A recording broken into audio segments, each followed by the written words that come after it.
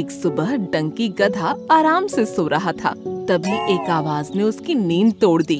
डंकी, अरे ओ डंकी, अभी तक गधे बेचकर सो रहे हो? क्या कहा तुमने? ओ सॉरी, तुम तो खुद गधे हो, तुम क्या गधे बेचोगे? आज संडे है, तुम क्यों सुबह सुबह मुझे परेशान करने आए हो? अरे हमें शेर खान ने ही भेजा है, उनकी बहन और जीजा जी आ रहे हैं, उनके स्वागत के लिए बहुत सारे फूल लेकर आने हैं। एक ही दिन तो छुट्टी का होता है, इनको भी अभी आना था। डंकी झुंझलाता हुआ खड़ा हुआ और उन दोनों के साथ फुलवारी की तरफ बढ़ गया। फुलवारी में पहुंचकर सियार और हिरन ने ढेर सारे फूल चुगे और फिर गधे पर लाद दिए। अरे बाप रे, बहुत वजन है रे। जल्दी आगे बढ़ो, शेर खान को देरी पसंद नहीं। डंकी ने आगे कदम बढ़ा दिए, लेकिन उसको काफी तकलीफ हो रही थी। 2 घंटे के सफर के बाद वो शेर खान के पास पहुँचे। मेरे भैया और भाभी अभी आते ही होंगे, तुम सभी मिलकर अच्छे से इस इलाके की डेकोरेशन कर दो। जी शेर खान, अभी कर देते हैं। हाथी, सियार, लोमड़ी, हिरन, जिराफ, भालू, भेड़िया सभी ने मिलकर जंगल के उस इलाके की डेकोरेशन की।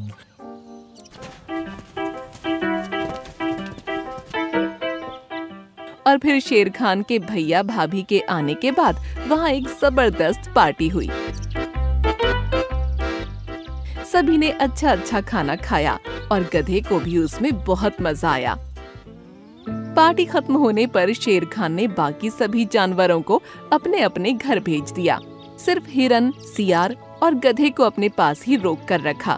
हिरन और सियार, तुम दोनों मिलकर यहाँ की अच्छे से सफाई कर दो, और डंकी, तुम अपनी कमर पर सारा कूड़ा लादकर उसको पीछे वाली खाई में फेंक कर आना। ये सुनकर हिरन और सियार ने सफाई की और फिर सारा कूड़ा गधे की कमर पर लाद दिया।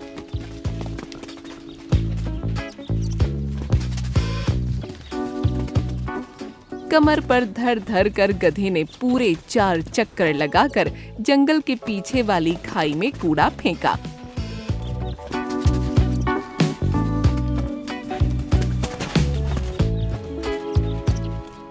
रात होने तक गधा बुरी तरह थक गया और जब घर को लौटा तो उसका शरीर दर्द करने लगा। मेरे साथ ही ऐसा क्यों होता है? मुझे इतना बोझा क्यों ढोना पड़ता है? गधा हेंका और खूब हेंका। उसकी पुकार ऐसी थी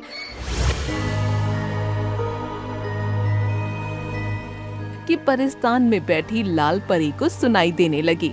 अरे, ये कौन सा जानवर है जो इतने दर्द में है?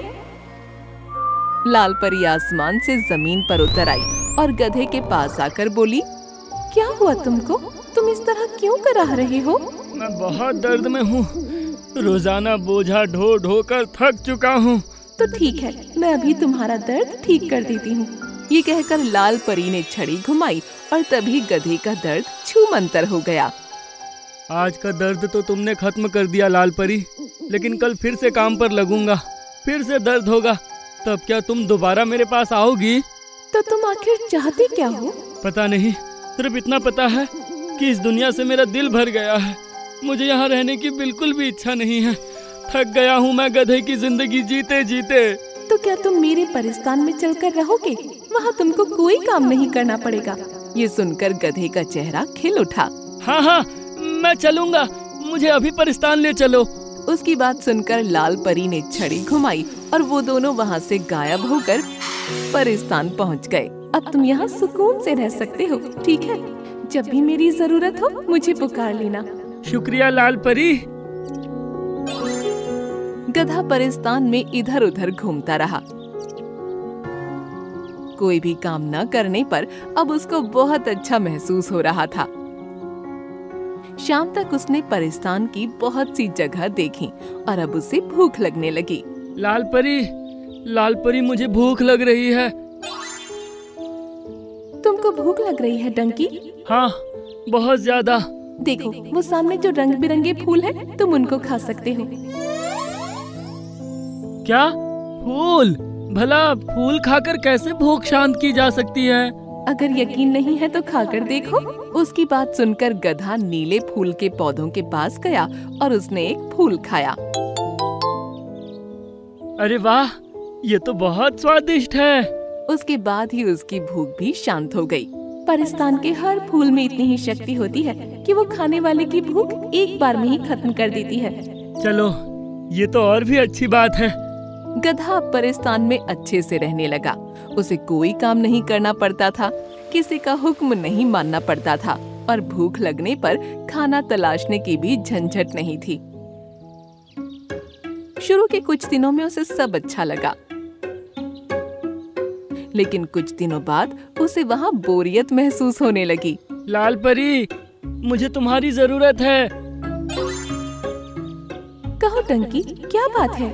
लाल परी, मुझे यहाँ बहुत अकेलापन महसूस हो रहा है। क्या यहाँ कोई और जानवर नहीं है? यहाँ जानवर है, उसका नाम व्हाइट हॉर्स है। हाँ, वो कहाँ पर होगा? तुमको सामने वो गोल्डन हिल दिख रहा है ना, वो वहीं होगा। गधा सुनते ही उस हिल की तरफ दौड़ पड़ा। वहाँ पहुंचकर उसने एक सफेद घोड़ा देखा जिसके सर पर एक चमकदार सींग था। अरे वाह, तुम तो बहुत खूबसूरत हो। क्या तुम्हारा नाम ही व्हाइट हॉर्स है? इस पर उसने गधे की तरफ देखा, लेकिन कोई जवाब नहीं दिया। अरे बोलो तो सही, तुम तो बस देखे जा रहे हो। व्हाइट हॉर्स को ज्यादा बोलना पसंद नहीं है। ये सिर्फ तभी कुछ बोलता है जब परिस्तान पर कोई मुसीबत आने वाली होती है। धत तेरी की। अब गधा फिर से इधर उधर टहलता रहा, लेकिन अब उसे बहुत ज्यादा बोरियत महसूस होने लगी। आखिरकार वो लाल परी से मिला और उससे साफ साफ बोल दिया, मुझे यहाँ नहीं रहना, मुझे वापस मेरे जंगल पहुँचा दो। लेकिन यहाँ तो तुम्हें कोई काम ही नहीं करना पड़ता। जब चाहे सो सकते हो, जब चाहे जाग सकते हो। यहाँ भूख की परेशानी भी नहीं है, फिर क्यों जाना चाहते हो? हाँ नहीं है, लेकिन पूरे दिन अगर कोई काम ही ना करे तो जिंदगी फालतू सी लगती है, और जब थकावट ही ना हो तो सोने में भी कोई मजा नहीं आता। इसी तरह जब काम ना करो तो भूख भी कम लगती है, और भूख लगने पर अच्छे अच्छे पकवान फल वगैरह खाओ तो ही खाने का मजा आता है। अगर वही भूख बस एक फूल खाने से शांत हो जाए तो फिर भूख लगने का फायदा ही क्या है। कुल मिलाकर मेरी पहले वाली जिंदगी ही अच्छी थी। ठीक है, मैं तुमको वापस वहीं पहुंचा देती हूँ। ये कहकर लाल परी ने छड़ी घुमाई और उसके बाद गधा अपने जंगल में वापस पहुंच गया। अरे डंकी, कहाँ थे? पता है कल से अब तक कितनी बार तुम्हारी जरूरत पड़ी है। शेर खान तुमसे बहुत गुस्सा है। अब देखना तुमको कितना काम करना पड़ेगा। उसको शेर खान के सामने पेश किया गया तो शेर खान गरज कर बोला, डंकी, तुमने जंगल से भागकर अच्छा नहीं किया था। सजा के रूप में अब तुमको आधे जंगल की सफाई करनी पड़ेगी। आधे नहीं शेर खान, मैं पूरे जंगल की सफाई करने के लिए तैयार हूँ। मुझसे गलती हो गई थी और आज के बाद फिर से कहीं नहीं जाऊंगा। चलो हिरन और सियार, हमें पूरा जंगल साफ करना है। ये सुनकर सभी को बड़ी हैरानी हुई। डंकी इतनी जल्दी कैसे काम करने के लिए उत्सुक हो रहा है, लेकिन उसके साथ क्या हुआ था इसका वो अंदाजा भी नहीं लगा सकते थे। प्यारे बच्चों, ईश्वर ने हमें जो जिंदगी दी है वही हमारे लिए अच्छी है। हमारा जो काम है वही हमारे लिए अच्छा है। जिस तरह अकेले और खाली रहने पर गधे को अक्ल आ गई, उसी तरह आप भी अकेले और खाली रहेंगे तो आपको भी इस बात का एहसास हो जाएगा।